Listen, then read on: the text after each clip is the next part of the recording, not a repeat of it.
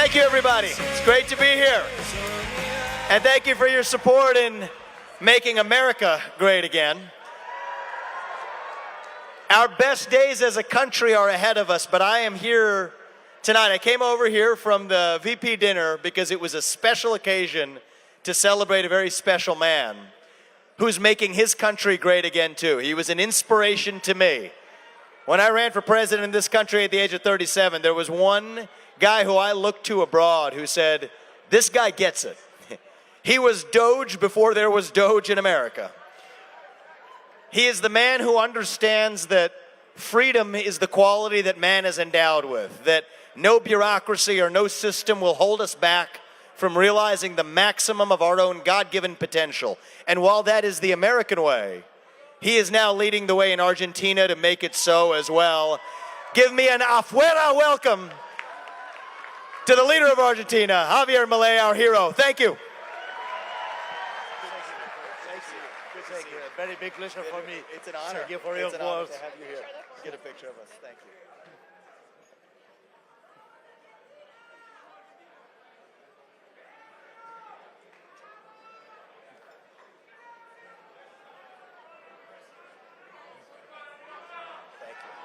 Thank you. You're welcome. It's an honor. Thank you. It's an honor for me. We're learning a lot from you, okay? Okay. And Rothbard, we won't forget. Thank you, thank you.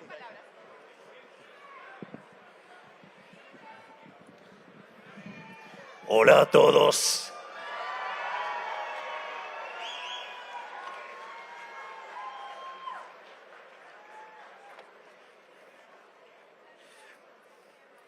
Nunca creí que me iba a sentir tan en mi casa como me siento ahora.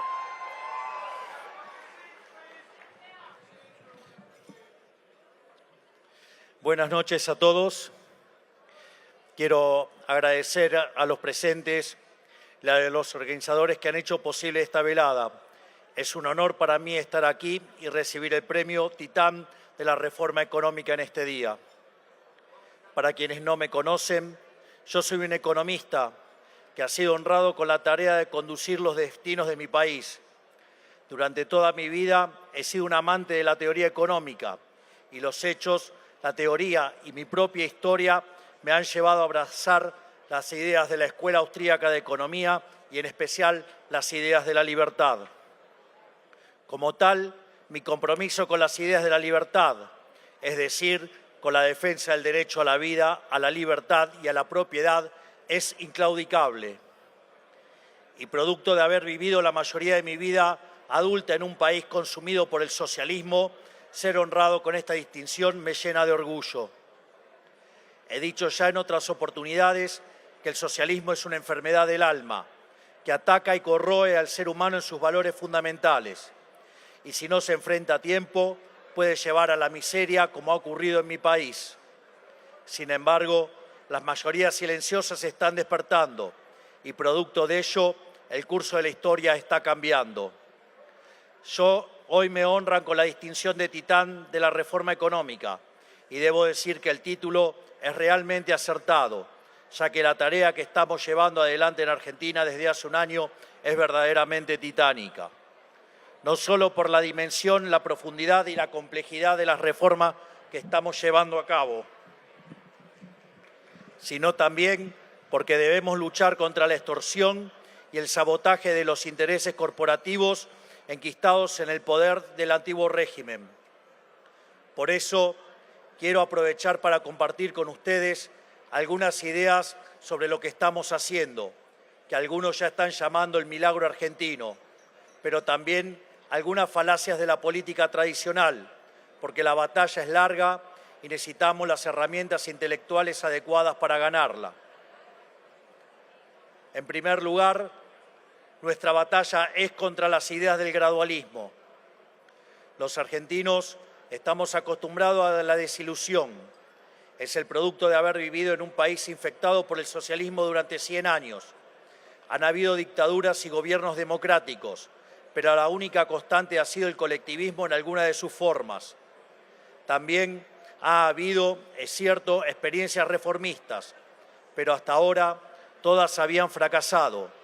Ninguna había podido hacer la transición del colectivismo empobrecedor al capitalismo redentor de los pobres. Este ciclo de ilusiones y fracasos durante décadas ha provocado que muchos argentinos opten por emigrar si tenían la posibilidad o se contenten con sobrevivir si no la tenían.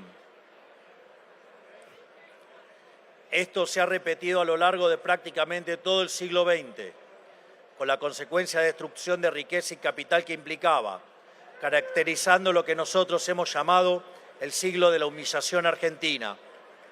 Coaliciones de gobierno que habían sido elegidas para implementar reformas en la Argentina rápidamente fracasaban y el círculo vicioso volvía a empezar. La pregunta que muchos hicieron durante décadas era ¿por qué? ¿Por qué las coaliciones reformistas han fracasado en la historia argentina? La razón es simple.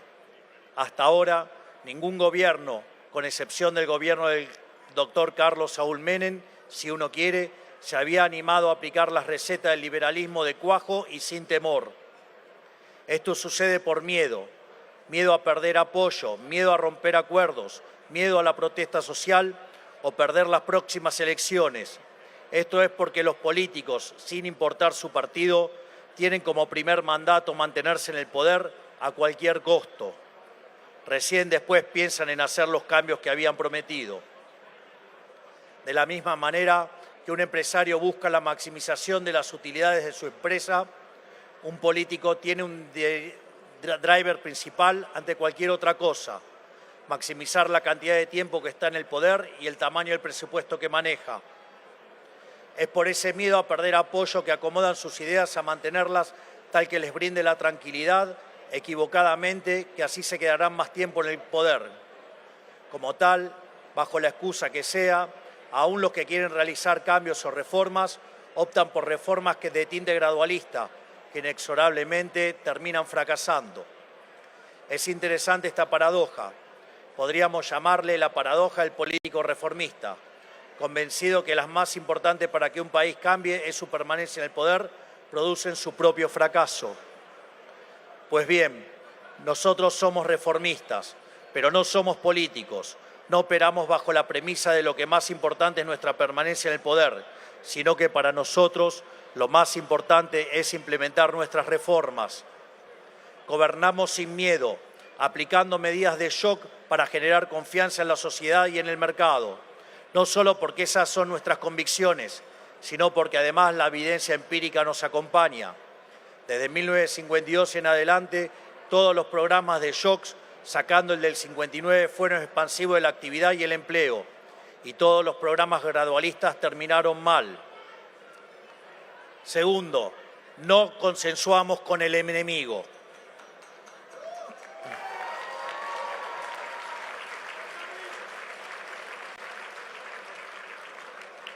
La otra falacia que suelen aplicar los políticos reformistas es la falacia del consenso.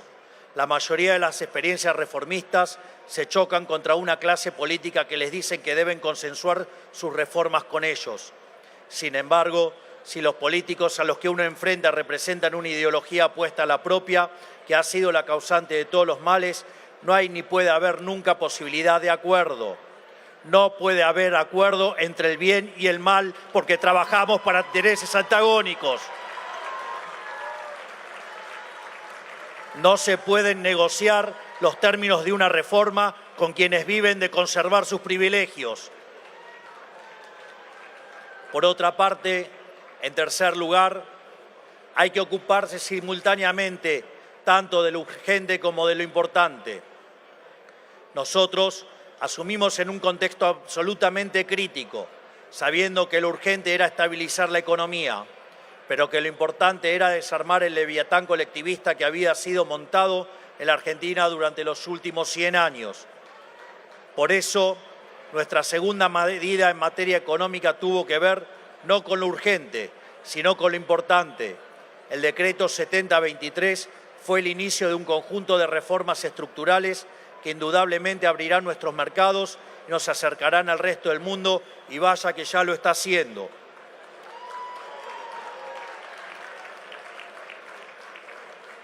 Al poco tiempo de dicho decreto, enviamos el proyecto de ley Bases al Congreso, que en conjunto representa una reforma del Estado 8 veces más grande que la llevada a cabo por el gobierno de Carlos Saúl Menem. Es decir, hicimos la reforma estructural más grande de toda la historia argentina, revirtiendo 123 años de decadencia. Es decir, que nosotros no solo nos preocupamos por lo urgente, que era estabilizar la economía, sino que también encarnamos el proyecto de reforma más ambiciosa de la historia de nuestro país. Lo hicimos todo en simultáneo, porque lo urgente no es justificativo para postergar lo importante. Cuarto punto, y sobre todo muy importante a nivel global, achicar el Estado.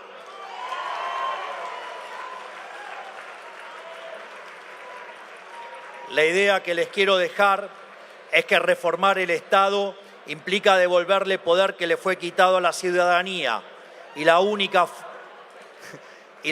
forma de hacerlo es achicando el Estado. No hay otra. Lo digo en respuesta a quienes abogan por un Estado grande pero eficiente.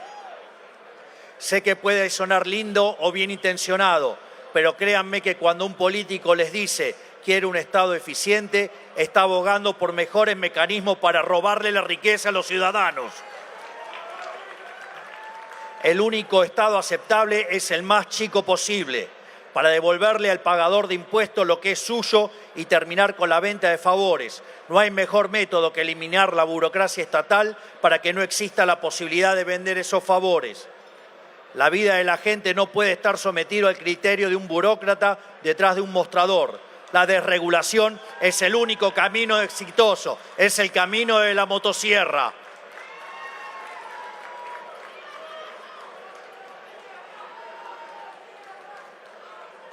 Porque un Estado que se arroga tareas que no le competen terminan por incumplir sus responsabilidades básicas.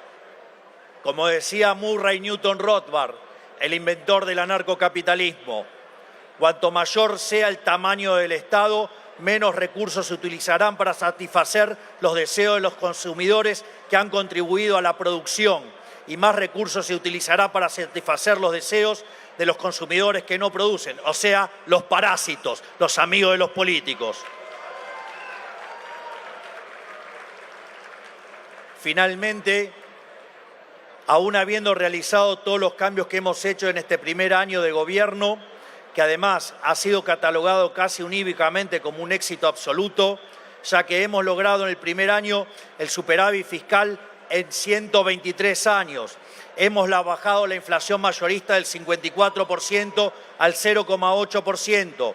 Hemos reducido la pobreza del 55% al 38% en un año. Ya tenemos mejores niveles de actividad y crecimiento que cuando asumimos y recién llevamos un año de gobierno. Además, el decreto 7023 y la ley base han sido solamente la punta del iceberg. Aún nos quedan 3.200 reformas estructurales por delante, porque nuestra meta es ardua, pero simple. Queremos hacer de la Argentina el país más libre del mundo, porque sabemos que la libertad genera prosperidad, porque sabemos que nuestras ideas funcionan, porque lo hemos comprobado durante todo este año. Esto ha sido solo el comienzo, lo mejor está por venir. Y además quiero dar las gracias por este reconocimiento. Que Dios bendiga a cada uno de ustedes y a los argentinos. Hagamos nuevamente grande a la Argentina y a Estados Unidos y que la fuerza del cielo nos acompañen. ¡Viva la libertad, carajo! Muchísimas gracias.